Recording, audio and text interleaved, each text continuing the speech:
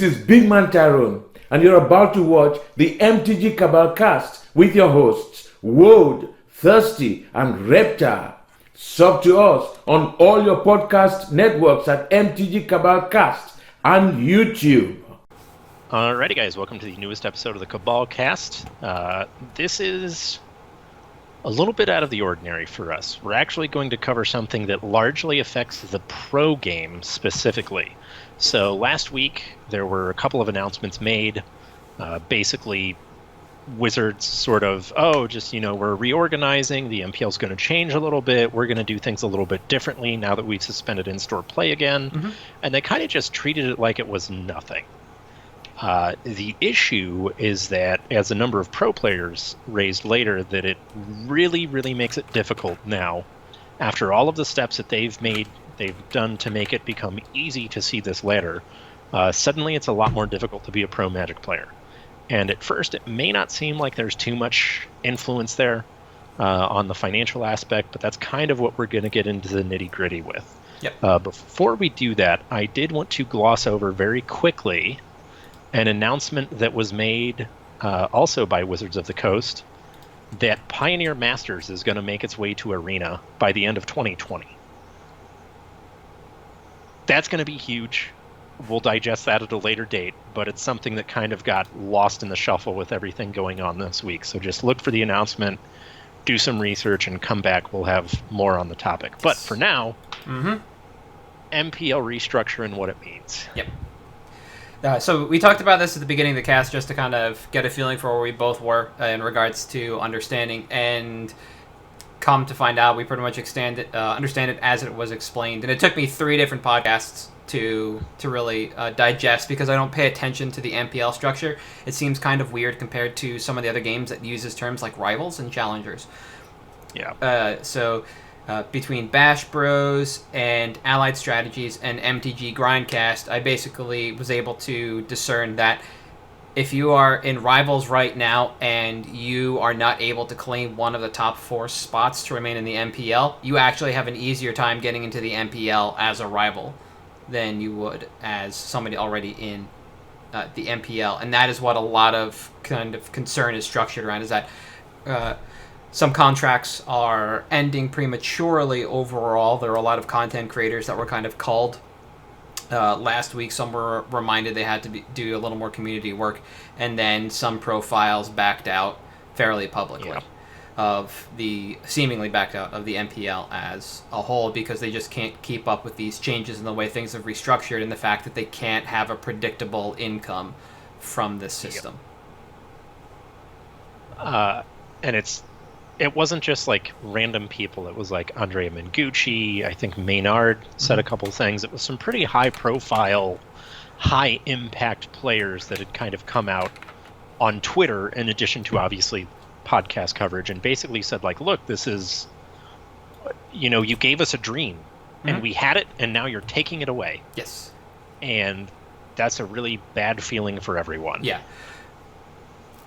There's a lot of really good information. They get into it pretty well on Bash Bros. They actually talk about how now with this restructuring, you're going to have a lot of matches and a lot of tournaments between all 3 tiers of competitors, where they will have different stakes in a singular game, where somebody might be completely out of it playing for something completely different than somebody who's on the cusp.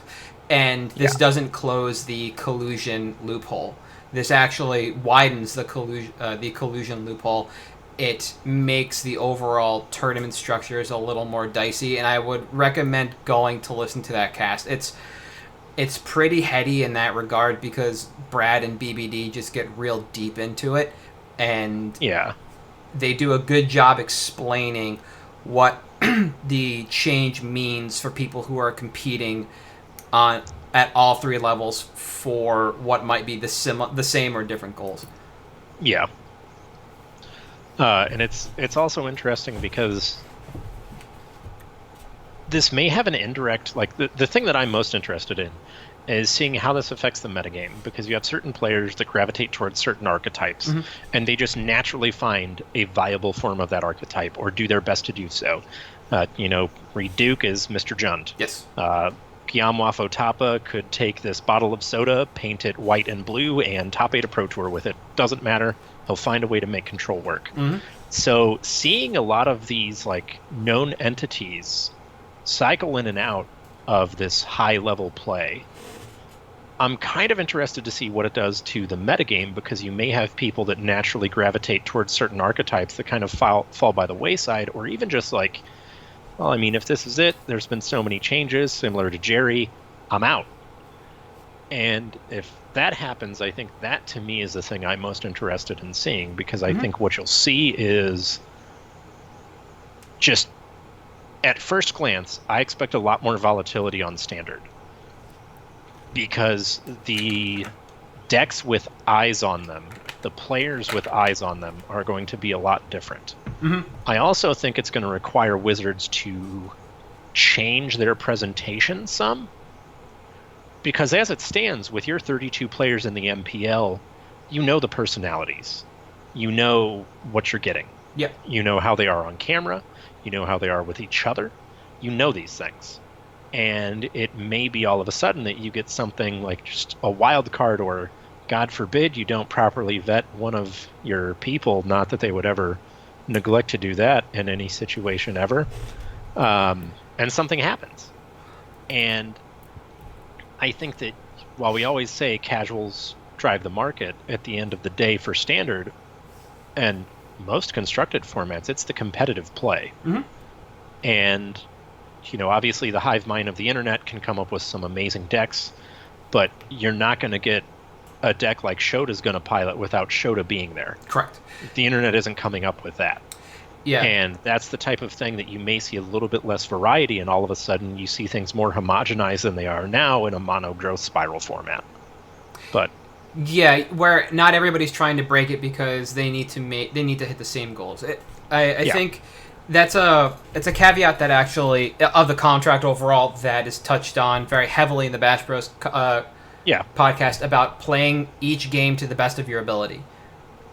Yeah. And so that means if you are somebody that gravitates to a different archetype, but your goal is no longer to remain in the MPL because you can't for the rest of that season, you're going to drop down a tier, then you can move to something else. And if you win out from there on that other archetype, then you might splash the pot, so to speak. You might actually see people break off the homogeny that is the Standard format. Something like that similarly happened this past weekend at the Star City event, the tournament on Saturday and the tournament on Sunday. And on Saturday, I think the entire thing was won by a mono red deck. And then that red deck was basically ran back with one card change, but in total population of 4. They played the Act of Treason for 1. Yeah, I can't remember the name. That card's great. I can't remember the name. Steal the Firstborn. Claim the Firstborn. The one that it messes, And they ran it to the finals, but also at the beginning of the day, Jim Davis came swinging with mono white, a deck that won a Red Bull over the weekend, the Red Bull event that was running parallel to Star City as well. Yeah. And these are players who, some of them already had invites to the Star City Invitational that's coming up, so they were able to splash the pot with something different. They wanted to come in, if they already had their invites, so they weren't terribly worried. So at that point, the goal for them was not to win or top 8 at the event to get an invite. It was to enjoy themselves and do as well as they could, possibly make a little coin along the way. And that's a completely different goal than somebody else who's competing in these events. And the Star City Invitationals are kind of this microcosm of what you might see in the future with the MPL, where you have so many invitationals running and so many people coming back to play in every one that goals shift over time. And what 2 people in any given match are playing for is going to be completely different. So things are going to be weighed differently by each individual player. And from there, it does absolutely affect the metagame. There was a player that made it into the top 8 whose sideboard was effectively, I think, 14 out of 15 cards, because one was kind of a clunker. They couldn't figure out what it was about. And it was something that this player had prepared for in the metagame for a very specific matchup for a very specific reason. But the commentators didn't have that. They had to kind of guess at it, and they said jokingly that people are going to take this list and just directly import it, and if it starts to take over Standard, you're just going to see this one random sideboard card that nobody can explain. Yeah. And it's just going to be like this, essentially what became a personal reason for this card become an inside joke. Yeah. And again, something that could happen through the MPL and kind of change the way things are viewed from a metagame perspective through what is now our competitive metagame, be it in paper or a digital only format. This is going to be a driver. We might actually go back to what was happening in the early 2000s, where all you had in front of you for high-end events was a Grand Prix top 8. Yep. So you would sit there and you would refresh the text coverage that BDM was putting up until top 8 lists hit, and then you would find the deck you liked in that event. And go. But yeah, buy it and just play it until you found the next best deck.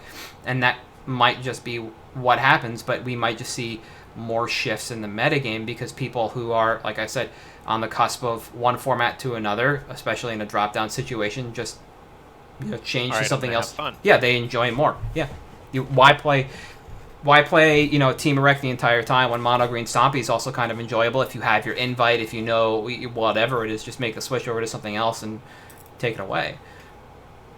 Absolutely.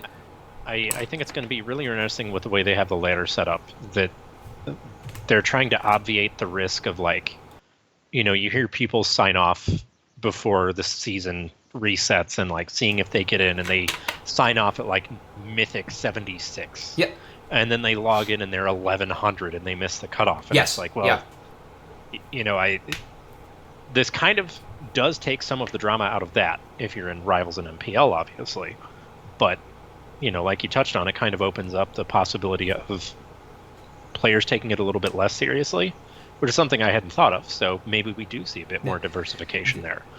But that problem of having to spend time logged in jamming games to attempt to keep your rank because ladders close at a very specific time, but people keep playing, is a problem I'm glad they solved, but also is a feature I don't understand. I have a friend that ground to Mythic 1. Were literally number 1, I think 2 weekends ago in Standard Constructed, and have no invites anywhere. Yeah. Why? Why is this person going to go nowhere? It's dumb.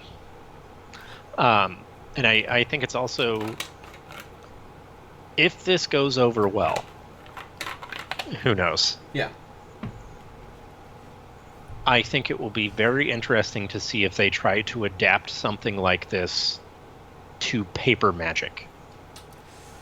Because that is going to be drastically different. Yeah. I would think. If they do that, then I think the train has officially come to a grinding halt, so to speak. Right now, the pro player train is coming to that halt with the way the shift is happening. We saw it announced by a number of pro players who backed out, a number of people who've spoken out about this based on volatility of the ladder and uncertainty of their futures. And the idea of being able to play this game at a professional level, meaning you are getting paid enough to play this game without having to take on any supplemental work, is effectively gone with the digital format. If they were to implement something like this for paper, then by all means, every avenue to play this game at a professional level is going to be gone. And that might be fine for WotC if they no longer want to make a game that is truly competitive. They want to make a game that's still geared more for casual players and for funsies. But I think that's a decision they need to handle internally, and it's not a discussion that they can have lately. They need to really look at it, because you can't, if you strip away the pro player dream, then why even have Magic Fests? Yeah. Like, just skip Mythic Championships, right? Just look at Magic Fest, what they wanted to kind of make the bread and butter flagship event for the game. Why even have that if you're not just going to make it a full circus? Yeah. And I think that's... everyone knows at this point how I feel about WotC's decisions, and that I still firmly believe that we're looking at, 5 years tops for paper Magic. I think that would be the thing that would finally make them say, hey, well, let's just kill it dead. Yeah. And I think it'll be interesting to see, because while the pros have generally not been very receptive obviously.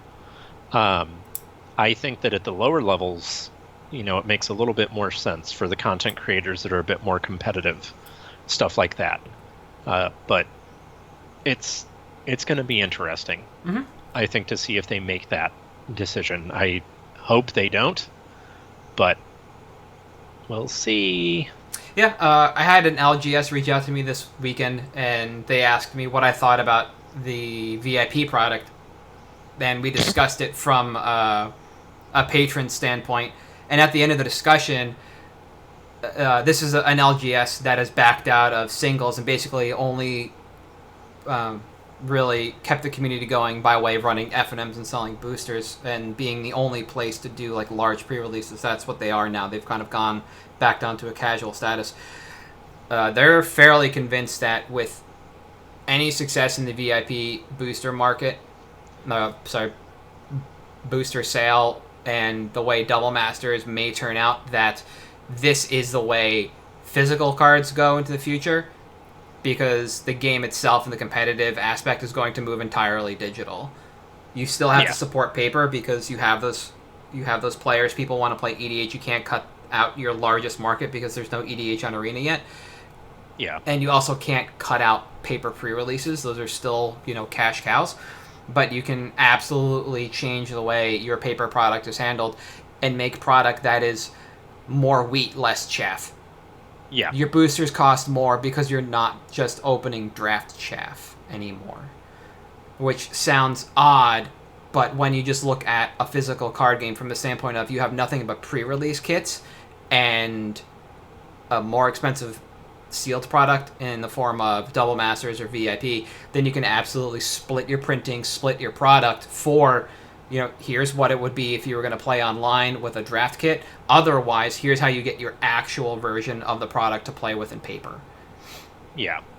And I think that, as we touched on in our episode where we were talking about what we see in the future of Magic, that was a point we both raised, was that you can't get rid of the pre-releases.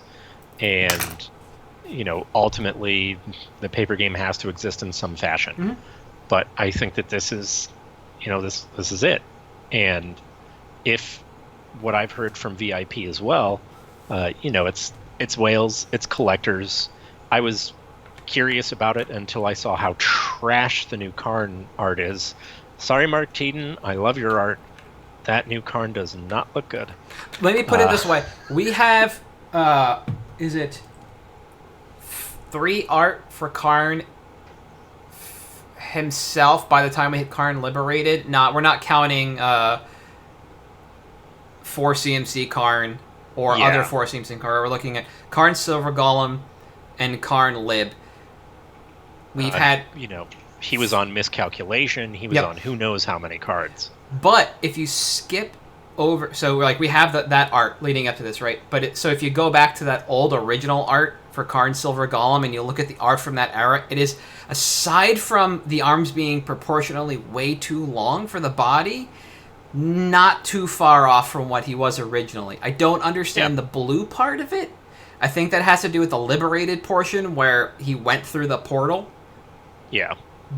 But other than that, it is grotesque enough to fit back with that Saga era art. Yeah. Karn Lib was a lot cleaner and a lot rounder, like you expect from Mirrodin. Their baubles are finely polished on Mirrodin. Yeah. But back on Dominaria, when you're just melting shit together, this is what you get. It's mostly the face for me. I just don't get it. Yeah. But, that's unrelated, obviously, to what I'm telling you, the face is bad, but if you go back and look at the Karn Silver Golem, Miscalculation, I think he's on... his blueprints are on Stroke of Genius. Yeah. You go back and look at those Karn arts, it's going to be just as bad. Not as melty, but just as bad. Fair. I do like the playmat, though. I will say that, and I wish... they really leaned into it, right? It's, what is it? Yeah. Mine, Power Plant, Tower, Karn. Karn, in that order. Yeah. I wish somewhere... I know Mark Tadine didn't do it, but I wish Wormcoil and Expedition Map were in there somewhere. I wish they had just contracted Tadine to do all of them and just make the Tron playmat. God, awful. The style is awesome. I like it. I'm not going to stop playing my Japanese Chronicles Tron lands because I have them. Yeah. But if I was just going to lean in hard when I'm playing Tron, I would absolutely own that playmat. Terrible. And the Worm Coil engine looks like a graboid from Tremors. That I do love. Movies were great. Yeah. Classic. 1 and like 5 are on Netflix for what it's worth, but nowhere in between. But not 2? That's the best one. I wanted to watch 2 and 4, and I believe 4 is like the... It's supposed to be the story of how the graboids got to Earth or whatever. Got to Earth, yeah. It's the prequel. Yeah, but it 2, 3, and 4 are not on Netflix. Bummer. That's terrible. But, yeah, I think moving this weird tournament structure, this weird bracket structure. The tournament structure is not weird. It's kind of fine. You just direct challenge from round. Yeah. It sounds like it's direct challenge via round robin. Yeah, which that's pretty, well, not exactly normal for fighting game communities, but it's somewhat similar. Yeah, I'm not used to that. Pokemon used to do that way back in the day when WotC was running it. Pokemon events, when you played at a gym, quote unquote, for the card game, was a round robin event. Yep. But yeah, it's direct challenge, and then you're like mathematically in or out after a certain point in time, and that's where what I mentioned before, where the goals people then have are going to be different. But I don't think you can bring that to paper because that creates too many tiers of players to try and figure out who has to go to what events, why, and how. And you go back to that weird pro system of, like, okay, is WotC paying for people to fly around if they're on the cusp of these things because now they're going to be the propped-up player? Yeah. Or once you make what used to be platinum, is WotC going to pay for you to go to stuff because you're the propped-up player? And, like, I would assume they either keep it as is, and maybe with a little bit of changes, or just shut it down entirely and let people compete for funsies in paper. I don't expect them to change the way the pro club, quote-unquote, works. No, at this point, well, I would say too much invested in the pro club, but we all know that's not true since it changes every 3 months. Yep. But I think at this point they're all aboard the arena train. Yeah. Especially, they said Pioneer Masters is the first. This fall will be the first of possibly many releases. Well, that sounds just like vintage Masters on Moto. So at this point, it's safe to say that Moto is going to be on the way out before too long, and they're all aboard the arena train. And I think that it behooves them to continue to run the pro train on arena, just because you don't have to worry about COVID. Nope. You can still run events. No, absolutely. The only thing is, like, the MPL just doesn't sync up with the pro player, so you still have these two avenues to be a pro.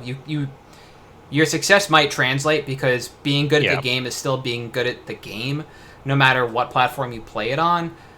But if you're not, being an arena pro is different than being a paper pro and vice versa. Look, Marcio Carvalho can't cheat 3 times in the top 8 on arena. There, I said it.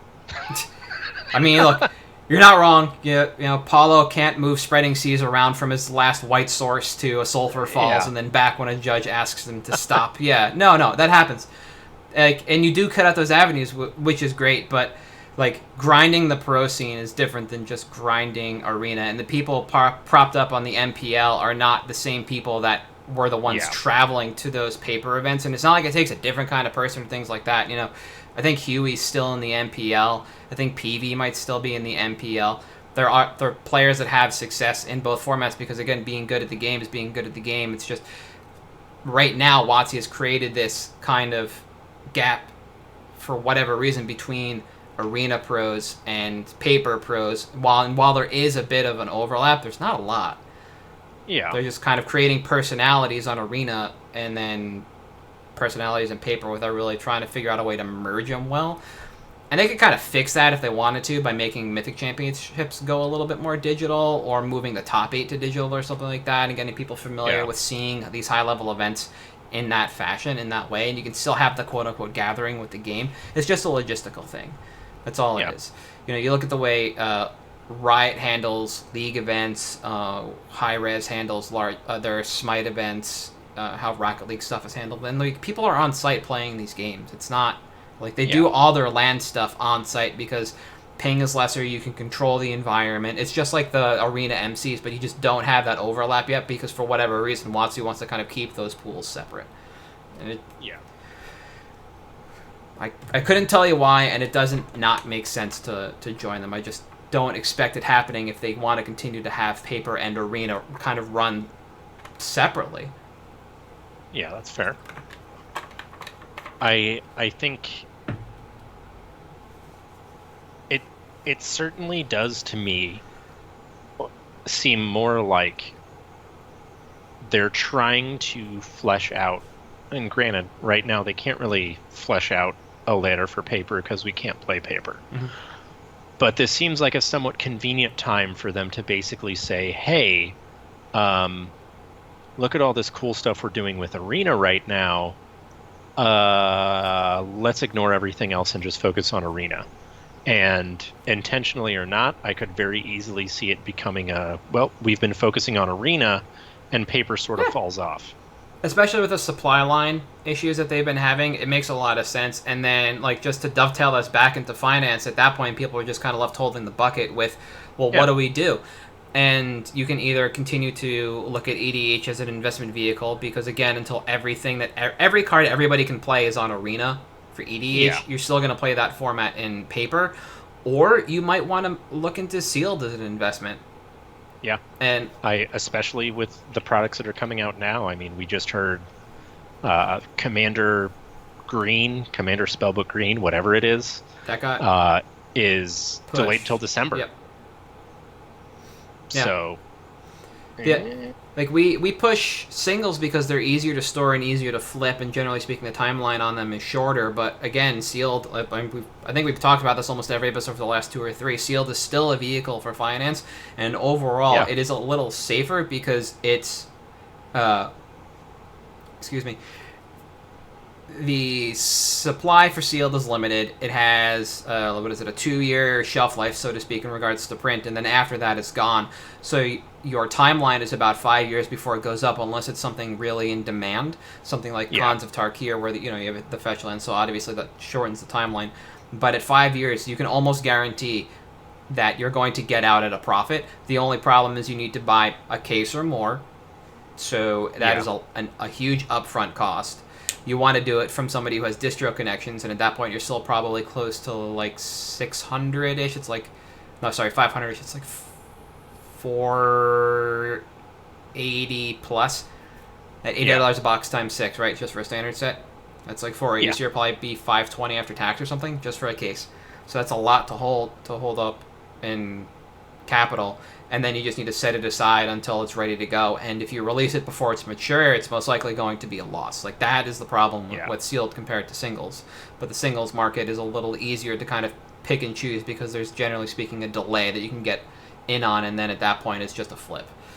Yeah. Or you have future vision and you want to hold on something because it's reserve list, or it was an EDH reprint that's going to come back. Like we just saw today, Exploration be reprinted in Double Masters, and if they don't reprint Burgeoning, then Burgeoning is going to keep going up after a reprint. So you have your way cut out for you, your path set, so to speak. But if everything moves over to Arena, like, that's it. The singles market is kind of there.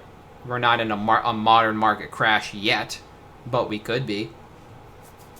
I would expect it pretty soon at this rate, because Modern's kind of dying.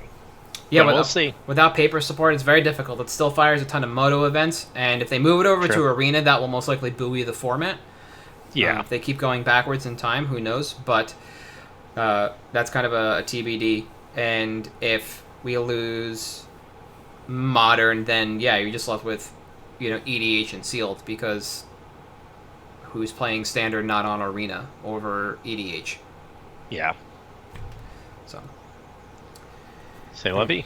Yep, it's an interesting announcement that kind of ripples, and so it's good to hit this one, and then the Pioneer one we'll talk on in the future, because there was more than just the Pioneer Masters coming out. They're also doing Amonkhet Remastered. I think that's the name of it. Let me find that. Yeah, it was Amonkhet Remastered. Yep. They're doing. They said this will be the first of many again. So. Yep.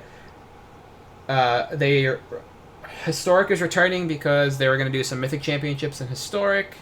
They're making it all access. Oh, they're bringing back Dominaria as well. They're essentially just bringing back a lot of these old sets that didn't have a lot of buy-in or might not have had a lot of buy-in because of the beta window.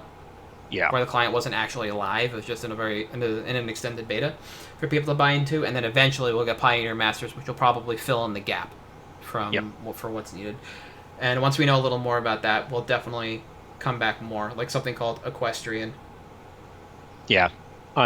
Undetermined. It's in the future. Who knows if it'll be a paper release or not. Yep.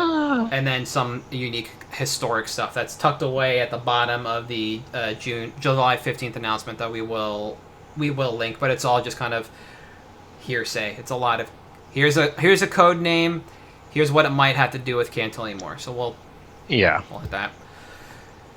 All right, picks. You ready? Yes. Okay. I'm gonna start. Yes. So my pick for this week is the card Decimate, but from Odyssey. So Decimate from Commander 2016 has been on the Card Kingdom buy list for a little while, but while it was there, the Odyssey one was quietly removed or being removed from TCG Player. I don't think it's entirely gone yet. No, we are down to 20 unique prices from this weekend when there were almost 30. Let's see. Not bad. Yeah, there were 50 unique prices for the Commander 2018 and 2016, and 80 prices for Conspiracy. We're down to 20 for Odyssey. So this is a card that is moving. When I announced that this was my pick, Card Kingdom was buying 14 at $2.05. They are currently buying, this is on the Monday that we're recording, 20 at $2.05. However, over the weekend, it shot up to $2.25 for 20. So that was a little interesting. So this card's still being bought. Supply is still being pulled. Not Card Kingdom's buying, players are buying. That's what I'm getting at here. So Decimate in and of itself is one of the most played red-green cards according to EDHREC. You just filter for red-green. It's in the top 30. After Mana Rocks, it is very close to the top. And this is a card that just goes in anything. Does it play red and green? Okay, cool. Throw it in there. More colors, the merrier. This is just a premier removal spell for, the Gruul color base. It does 4 things, and it does it extremely well and extremely efficiently. So, within a game itself, you hit a land, an enchantment, an artifact, and a creature. It just gets everything. What I think kept Decimate down was for a while, you had to have 4 unique targets. Yeah. They have eroded, quote-unquote eroded, or more so oracled Decimate, to allow you to choose the same target multiple times to satisfy the targeting requirements. So, you can now hit an enchantment creature for both of those targets. Creature. Yeah, artifact creature for 2, and then get the rest of it. You no longer need the 4 unique. They still all have to be legal when the card tries to resolve, but you can now pick one card to satisfy more than one condition. Yeah. So, with that said, it makes playing this card a lot easier. It is criminally efficient at what it does, and it allows you to kind of play a little bit of like a political game as well. It's not just a blanket wrath. Yeah. So you can, carry favor. It's a really interesting card to play in Gruul. For 4 mana, usually you expect a wrath, like I mentioned, either like a literal Wrath of God or something like Shatterstorm or Tranquility that gets all artifacts, all enchantments. Instead, you can just be pinpoint accurate, and get them, and they're gone. So, what else do we have about this? There's been no real large set printing of this. It's just been the original Conspiracy, Commander 2016, Commander 2018, Odyssey. Doubtful we'll get something that's efficient in Standard again, or really a Master set. It's not quite there. This might see another Commander reprint, but at that point, this then gets the benefit of more eyes, which means because there is continued demand, we will still pull from the population, and this card will rise afterwards. I don't expect that to affect the card as a whole. For sure. My expectation overall is that this card is going to kind of parallel the card Hull Breach, which destroys an artifact or an enchantment or both for just a red and a green. Yep. And that this will have demand into forever. And the timeline on this is probably by, I think, mid-2021, we should see this hit $5 buy list. It's already $6 TCG market right now. So there's a big gap between those two. You were able to turn a little bit of a profit over the weekend, but as the Odyssey version ticked down to 20 unique prices, we lost that opportunity. Eventually, the CK buy list will catch up because they are buying more than they were before. So that goes to show that people are still buying this card from Card Kingdom. I think there's 6 left total on the site. And if you can get in sub 3, that's where I would look, because getting out at 5 within the next year is very possible. If it is not in Commander 2021 or whatever Commander products we have between now and then, so the draft set 21, anything else in the next year, then I see no reason why this doesn't become, for the Odyssey version, a $12 to $15 card overall. Yeah. I think this is just something that needs like a little more attention, and then it's gone. But for right now, it's just going to be this kind of quiet rollout until they all disappear, and then all of a sudden. And then there's a whole bunch of rage over market fixing, whatever. I like it because middle school is a great format. I also think that, honestly, something like this, like you said, the reprint equity seems kind of low, unless it gets shifted somewhere to like, we're going to downshift it to an uncommon for limited in some stupid Masters set. Yeah. Well, at that point, Odyssey's still probably fine because you've got an old border, you've got a unique art, and there's things there that help it retain a little bit of its price. Yeah. And even long term, doesn't matter that much because, again, you've got basically more eyes on the card. So it doesn't really matter as much at that point. And I think that's kind of what gives it the extra edge over something else. Yes. Because, it has that little bit of collectability, more eyes, because it's kind of forgotten. I mean, like, when you went to Vicious Shadows, a lot of people just don't know about that card because they started playing after, and there's no eyes on it. Yes. And because this was only released in those 2 years in Conspiracy, it's not like this card has gotten a lot of press, so it absolutely has just fallen away, despite the fact that it is in the top 30 red-green cards on EDH Rec. So yeah, I don't see it much like a Blasphemous Act. I think this is just another card that needs a little push, or it will just slowly disappear on its own, and then all of a sudden. So either way, I think you're looking at something decent. And I thank you for bringing up the alt art, the Odyssey being the only version of that art, because that was part of why I went with the Odyssey version over anything else. Aside from the fact that it had fewer copies overall, it was a little bit more pricey in regards to buy and sell, and that's just something that kind of slipped by me in this recap. So thank you. Oh no, you're good. Yeah, I'm going significantly more current with mine. I questioned you on this one.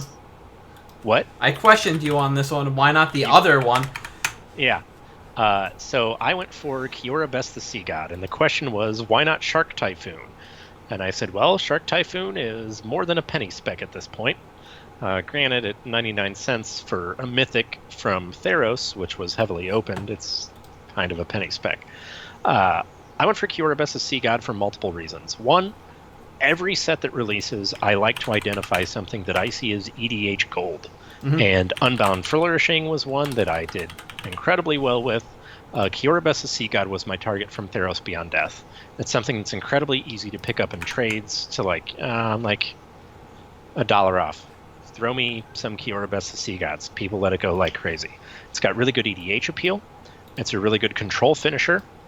And Legacy Shark still is a thing that runs this in the sideboard, so do some of the Simic decks in Historic, which, if it ever comes to paper, is a big deal.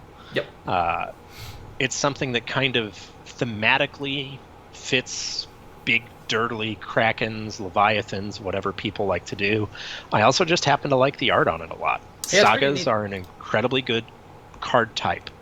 It's a unique function, and it's not something that is easily reprinted.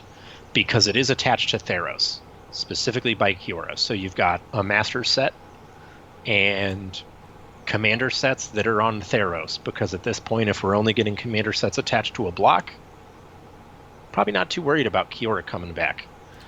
And I think that, at sub $1, probably fine if you can pick it up for even up to $2, honestly. Yeah. It's just a very casual appeal card that's going to be a slow burn. It's, sitting at currently just the base set version is sitting at around 286 results. So there's a lot to go through. Damn. It's also something you'll find in every bulk box at every store, if they've got one. It's a true bulk rare. If you've got a shop that does a deal, buy 4, buy 5 for $3 or whatever, go for it. I just think long term, it's a really good, solid, sit on 20 of them and wait till it hits $5 buy list and walk out the door with it. Oh, absolutely. I'm scanning Rec now because I swear, since there's like Tribal Kraken on here, which I didn't really know was a thing, I thought I would see. I thought there was a bounce spell that returned all non-Kraken, non-Octopi, whatever spells. There is. It's just not showing up, which is kind of a bummer. Is it Nadir Kraken? It might. Oh no, it's Whelming Wave. Whelming Wave. There it is. Yeah, that's the one. Yep. Yeah. Return all creatures except Krakens, Leviathan, Octopi, and Serpents for 4 mana. Yep. That is so bad. Well, I mean, look, to be fair, I learned there is Tribal Kraken. Okay? So, like, who knew? We're all learning today. You can play Rixmithis, the land that is a Kraken. Slinvoda, Kraken. Nezahal, Kraken. Oh, Rexiel, Kraken. Of course, yeah. Yeah. This is Lorthos.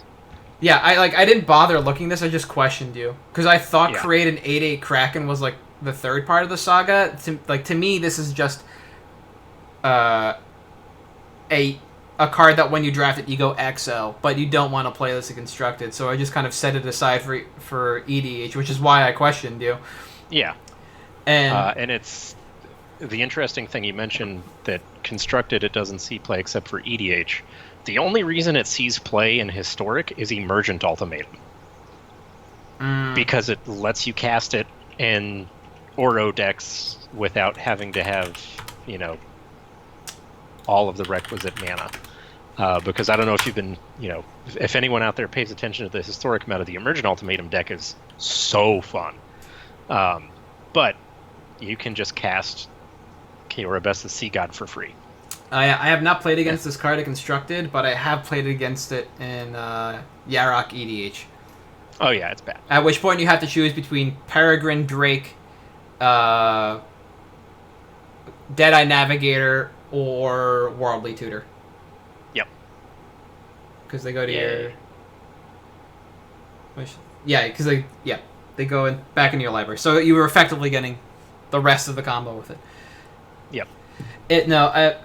Seeing that there is a Kraken theme, I really don't want to have to keep saying this. In EDH, it absolutely makes sense, and for a mythic in a set that had the opportunity to be opened, we are seeing that kind of price depression. So it is not a bad idea if this is a card that interests you because you want to move in on something that has constructed playability behind it in Historic, as well as tribal backing in EDH. This is definitely the card you want to pick, and knowing that it is played in Historic is actually a little more useful for me than when we had discussed it, especially like things like Yorion are in here for EDH, which is constructed. Like, you can definitely play that in the same control deck. You can go real deep on it and make a Kraken with your Kraken and playing Crush of Tentacles. Yep. Or make an Octopus with your Kraken with Crush of Tentacles. It is definitely a card to think about in regards to that bulk mythic or close to bulk mythic that has playability behind it already, and the ability to grow up towards a $3 to $5 mythic, even if that's the low end. And as you said, this is very much tied to Sagas and Kiora herself, so we won't get this in a set that does not have Kiora, or a set that does not foreshadow the return of Kiora. So you can expect this to really not make a comeback. It was a while before we had Sagas again. We had that in Dominaria, and it was over a full year before we got them again in Theros.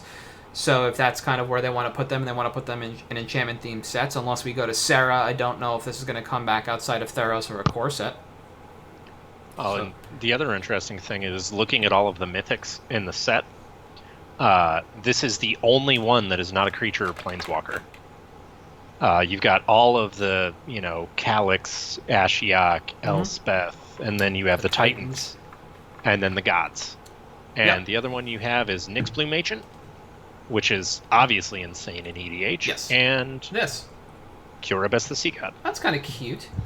So it's interesting that when you think of the mythics in the set, you think of all those other cards.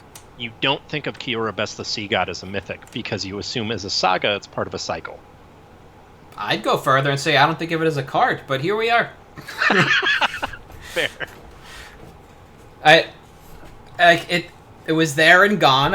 I've drafted it. I've played against it in draft, and it never came back. It has never been relevant again in my life until you made a pick out of it, and that's what I like. Yeah. Always here for the absolute filth bulk rares to make money. We're gonna make Sarkhan's Unsealing a thing, guys. One day. One day at a time, we'll get there. One day we won't get a Jumpstart reprint and or a second print wave rather, and we'll make money on that card again. Probably not. I mean, look, I don't track Sunbird's Invocation anymore. I just know that every couple of months they like to throw me a curveball and put it in some product. Yeah. Oh god, it's back down to $1. What is going on? It was terrible. Yeah, exactly. It wasn't in Jumpstart. It was in promo packs. I think the ones that just started going out. So neither here nor there. But fair, yeah. Unless you got anything else, I think that's going to be it for us this week. Hopefully, we get a little more information about Pioneer on Moto sooner rather than later. Right now we're in the middle of the Double Masters kerfluffle and seeing spoilers for that, which I'm sure we'll talk about over the next couple of weeks because it's kind of interesting. Box topper issue aside, the set itself looks a little interesting. But I'm going to get upset over free money. Yeah, exactly. Okay. How dare they upshift 8 cards? So, for this episode, I think we're all set, and we will see you guys next week, either on YouTube or the podcast app of your choice. We will come straight to your face and your ears. But I am at Halt, I am Reptar on Twitter. You are at Thirsty Sizzler. And we are at MTG Cabalcast on Twitter, on Patreon, on Facebook, Spotify, Stitcher, and I think I said YouTube, but if I didn't, on YouTube. We will see you guys. See you guys.